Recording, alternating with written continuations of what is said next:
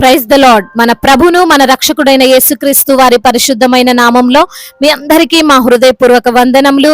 ఈ రోజు దేవుని వాక్యము గిబియోను నివాసులైన హవ్వీయులు గాక ఇజ్రాయేలీతో సంధి చేసిన పట్టణము మరి ఏదియు లేదు. ఆ పట్టణములన్నింటినీ వారు యుద్ధములో పట్టుకొనిది. యెహోషువ గ్రంథము 11వ అధ్యాయము 19వ వచనము.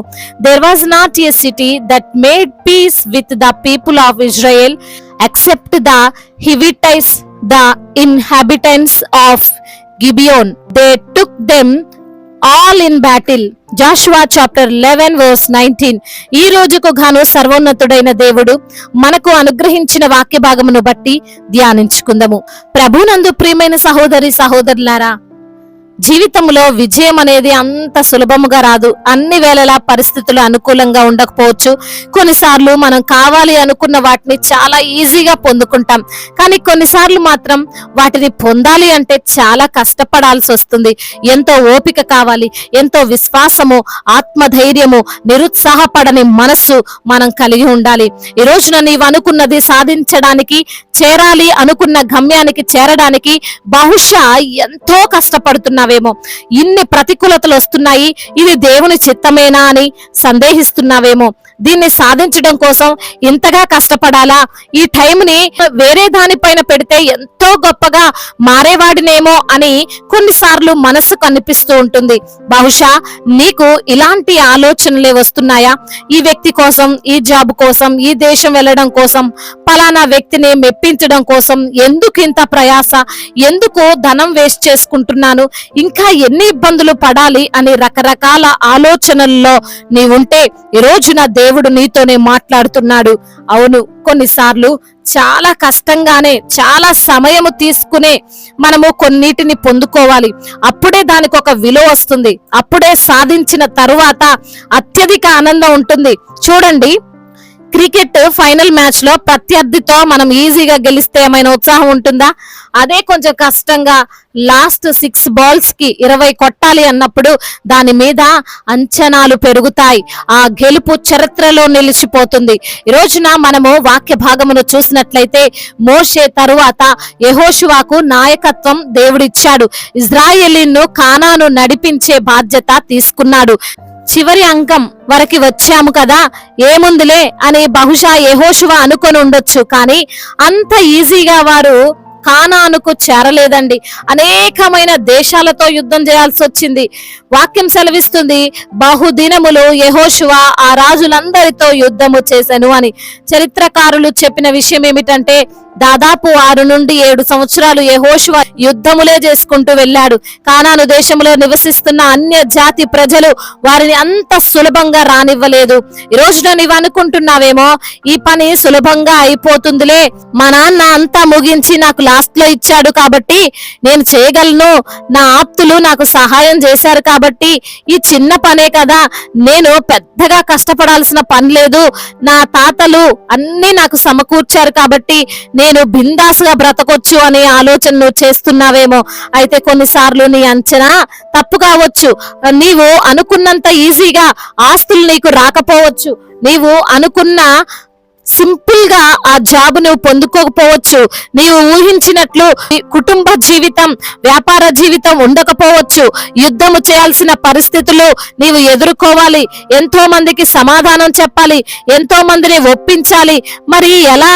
నీ ఒక్కడివే, నేనొక్కదాన్నే చేయగలనా, వాటి నుండి బయటపడగలనా, నా వలన అవుతుందా అని నీవు భయపడాల్సిన పని లేదు.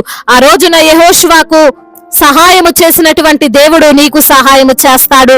మనం చూస్తే ఒక్క గిబియోను నివాసులుగా ఉన్న హవ్వీయులు తప్ప అందరూ యుద్ధాన్నే కోరారు. యుద్ధం చేసినా ఓడిపోయారు. ఈ రోజున ఈ మాటలు వింటున్నా నీ జీవితంలో కూడా నీవు ఏది చేయాలి అని చూసినా, ఏమి సంపాదించాలనుకున్నా, దేనిలోనైనా గెలవాలి అని ప్రయత్నించినా నీవు యుద్ధం చేస్తున్న పరిస్థితులే ఉన్నాయేమో. భయపడకు, ఆ యుద్ధం నీవు కాదు, యేసయ్యనే నీ పక్షంగా యుద్ధం చేస్తాడు. యుద్ధాన్ని చూసి కంగారు పడకు. ఆ చేయబోతున్న యుద్ధములో నీ సహాయకుడు సర్వశక్తి గల దేవుడు అని ధైర్యంగా ఉండు. విశ్వాసంతో కొంచెం ఆలస్యమైనా, కష్టం అనిపించినా వెనక్కి మాత్రం రాకు. దేవుడు నిన్ను గెలిపించి వాగ్దానాన్ని నెరవేరుస్తాడు. నీవు చేరాలి అనుకున్న గమ్యానికి ఆయన నిన్ను చేరుస్తాడు. దేవుడు ఈ మాటలను దీవించి మన హృదయములో ఫలింప చేయునుగాక. వాక్య భాగమును బట్టి ప్రార్థించుకుందాము. ప్రతి ఒక్కరు కూడా ప్రార్థనలో ఏకీభవించగలరు. ప్రార్థన. మహాశక్తి సంపన్నుడా, మహోన్నతుడా, కృపా కనికరములు కలిగిన దేవా, జీవాధిపతి, మీకు స్తోత్రాలు చెల్లిస్తున్నాం. ఉన్నవాడా అనువాడా గొప్ప తండ్రి, మీకు వందనములు అయా. మా తరపున యుద్ధము చేసే దేవుడవని, యెహోషువకు తోడైన దేవుడవని, యెహోషువను యుద్ధములో గెలిపించిన దేవుడవని అయా, నీ వైపు చేతులెత్తగా, నీ తట్టు తండ్రి మా కన్నులెత్తగా అయా, నీవే మాకు సహాయకుడు ప్రభువా. అయా, మా తరపున తండ్రి ఎవ్వరు తండ్రి వాద్యమాడరయ్యా, మా తరపున ఎవ్వరు నిలవబడరయ్యా. కేవలం మీరు మాత్రమే మా పక్షంగా యుద్ధము చేయగలిగిన దేవుడవయ్యా. నీవు మాత్రమే మమ్మల్ని సృష్టించిన దేవుడవు, మా సహాయకుడవు, మా ఆధారము, మా కొండ, మా కోటవి నీవే ప్రభా. నీకు వందనములు. ఈ రోజున తండ్రి యెహోషువ పక్షముగా ఉన్న దేవుడు మా పక్షము కూడా ఉండి యుద్ధము చేస్తానంటున్నావు. జాబు విషయంలో అనారోగ్య సమస్యలు, ఆర్థిక పరమైన ఇబ్బందులు, ప్రతి ఒక్క ఇరుకుతో అయా మీరు పోరాడుతారంటున్నారు ప్రభా. అయ్యా, ప్రతి బిడ్డను ధైర్యపరచండి, ఆదరించండి, లేవనెత్తండి. అనారోగ్యంతో కృంగిపోతూ నిరుత్సాహపడుతూ అయా ఇక చావే శరణమని ఎందరైతే బిడ్డలు తండ్రి ఆలోచన చేస్తూ కన్నీరు కారుస్తున్నారో, దుఃఖముతో వారి గుండె పగిలిన స్థితిలో ఉన్నారో ప్రతి బిడ్డను మీరు లేవనెత్తండి. ప్రతి బిడ్డకు మీరు సహాయము చేయండి. అనారోగ్యమును ఆరోగ్యంగా మార్చండి. ఎండిపోయిన స్థితిని ఫలవంతంగా మార్చండి. అయా, కన్నీటిని తుడిచి నాట్యముగా మార్చండి. అయా, ఆర్థిక పరమైన ఇబ్బందులన్నిటి నుంచి కూడా విడుదల దయచేయండి. ఆర్థికంగా నా ప్రభ బిడ్డలను మీరు బలపరచండి. మా పోషకుడవు నీవే, మా రక్షకుడవు నీవే ప్రభువా. అయా, మరి తండ్రి విధవరాలని పోషించిన రీతిగా నా తండ్రి ప్రతి బిడ్డను మీరు పోషించమని వేడుకుంటున్నాం. అదే విధంగా కుటుంబములో తండ్రి క్షేమాన్ని దయచేయండి. కృపా క్షేమములు అయా కుటుంబములో ఉండునట్లుగా సహాయము చేయండి. అయా, నెమ్మదిని దయచేయండి, శాంతిని, సమాధానాన్ని ప్రసాదించండి నా ప్రభువా. అదే విధంగా నా తండ్రి చిన్న బిడ్డలను కాచి కాపాడండి. యవన బిడ్డలందరికీ తోడుగా ఉండండి. యవన వయసులో తండ్రి వారికి నచ్చినట్లు బిడ్డలు బ్రతుకుతుండగా నా తండ్రి అయా, మరి తండ్రి వారి యొక్క మార్గములన్నిటినీ తండ్రి నీ తట్టు తిరిగేటట్లుగా చేయండి నా ప్రభా. అవునయ్యా తండ్రి, యథార్థమైనటువంటి హృదయము, పాపము లేనటువంటి హృదయమును ప్రతి యవ్వన బిడ్డకు దయచేయండి అయ్యా. చెడు వ్యసనాలు, చెడు ఆలోచనలు అయా, చెడు తలంపులు వాటన్నిటి నుంచి విడుదల దయచేయండి ప్రభా. అయా, మీ వాక్యానుసారంగా బిడ్డలు జీవించే కృపను దయచేయండి అయ్యా. ఉద్యోగములో తండ్రి మీరు సహాయము చేయండి. మీ జ్ఞానము చేత బిడ్డలను నింపండి నా ప్రభా. ఉద్యోగము లేని బిడ్డలకు ఉద్యోగాన్ని దయచేయండి అయ్యా. అయ్యా, అదే విధంగా పెన్షన్ రాని బిడ్డలు ఉన్నారు ప్రభా, సహాయము చేయండి నా తండ్రి. వెళ్ళే ఇంటర్వ్యూలో ప్రభా వారు సెలెక్ట్ అవునట్లుగా కృప చూపించండి. రాసిన ఎగ్జామ్ లో వారు క్వాలిఫై మార్కులు వచ్చినట్లుగా సహాయము చేయండి. వారు అనుకుంటున్న జీవితం, ఉన్నతమైనటువంటి జీవితాన్ని వారికి మీరు ప్రసాదించండి. ముఖ్యంగా మీ మాటకు అయా, తల్లిదండ్రుల మాటకు బిడ్డలు లోబడినట్లుగా సహాయము చేయండి తండ్రి. అయా, ఎందరైతే బిడ్డలు ప్రభా మీ తట్టు తిరిగారో మీరు వారి తట్టు తిరిగే దేవుడు.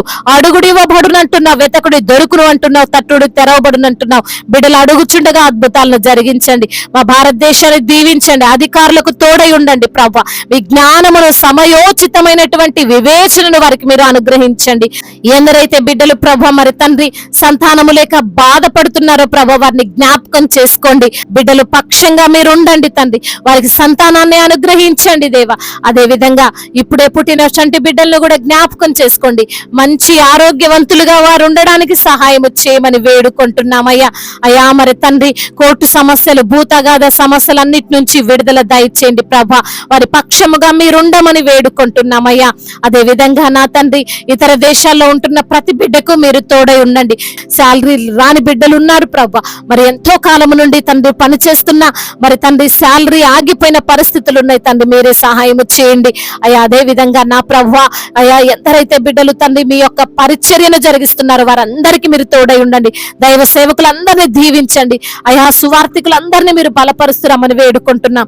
అదే విధంగా తండ్రి మిషనరీస్ ని మీరు దీవించండి అయ్యా, ఆశీర్వదించండి. మీ మెండైన దీవెనలు వారిపైన కుమ్మరించండి అయ్యా. మరి తండ్రి మారు మనసు లేని బిడ్డలను జ్ఞాపకం చేసుకోండి ప్రభా.